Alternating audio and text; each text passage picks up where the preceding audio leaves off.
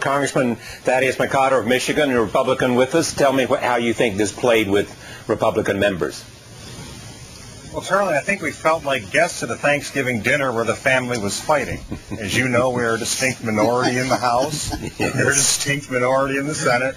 And yet to be portrayed as the reason the bill wasn't passed before our August recess, as the President had originally asked, is a little bit disingenuous. The fact remains that the Democratic Party has to determine whether they want the public option or not, whether they only believe that the 20th century model of government, centralization, and bureaucracy placed on a 21st century consumer-empowered economy is the only way to fix this. And they don't really need our input on this, although we're happy to help if they make that determination. So from our point of view, it was really directed largely at blue dogs who, unlike my colleague on the show, have not made the determination that the public option is the only way to go. So it didn't change any Republican minds, and you're suggesting that this is not even about what Republicans will do because that's not what's going to happen. Well, we don't know what's going to happen. I think that's one of the things that did not happen tonight. While the President came down in favor of the public option, it was more as if that was his personal proclivity to support that as opposed to a legislative necessity. I think in many ways it was equivalent to having the entire Congress there and the nation watching where he kind of voted present on this.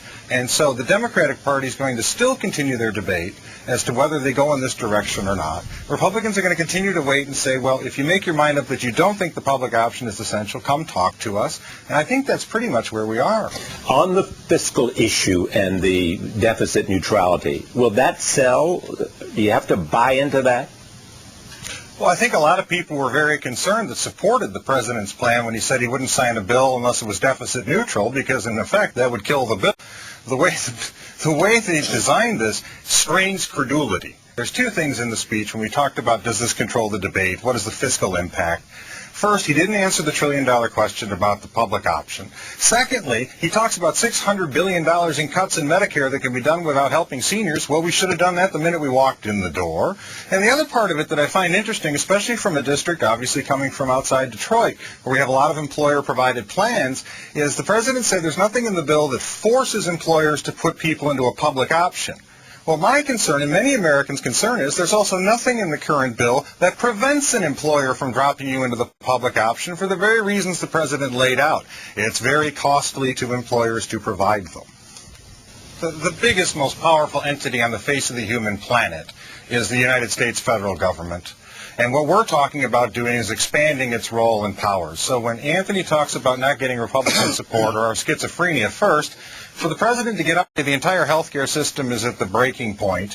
When you then point to all the successes and unfunded liabilities that aren't having anything addressed right now outside of being used to maybe find costs for an even larger healthcare program, that's schizophrenic, that's actually dysfunctional.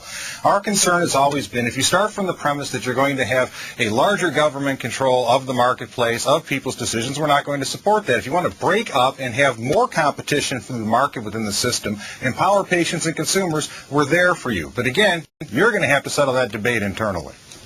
Congressman McCotter, can you do it with prevention programs and keeping people out of the system? Well, I think you have to incentivize people to take preventative measures for their health care and be responsible for it. I think you can do that by allowing insurance companies and people to contract for health care insurance that recognizes that and rewards them for doing so. But I think one of the concerns people have is you're still talking about in the overarching goals of reducing the supply of health care to reduce the cost. That is really what we're looking at. And the problem is with the demographic trends that Mr. Califano pointed out, with the people living longer, the baby boomers, the largest generation in American history living on, what you're going to see is a continued rise in demand, and if the government tries to control costs through addressing the supply issue and trying to reduce that, you're going to see costs go up. And that's why the projections that we've seen for other health care that the government has provided through Medicare and Medicaid, those expenses are in unfunded trillions over the coming years. Did the President's argument today about this is the right time, the urgency argument, this is what we need to do, that this is an issue of humanity and all the things that he eloquently said, make a difference to you or to other Republicans? Well, I think the key is everyone agrees that what we want to do is have health care reform that is effective for the American people, that in a very chaotic time does not add and compound and exacerbate the problems they currently have. But the question is, does the system actually provide the goal that is proffered?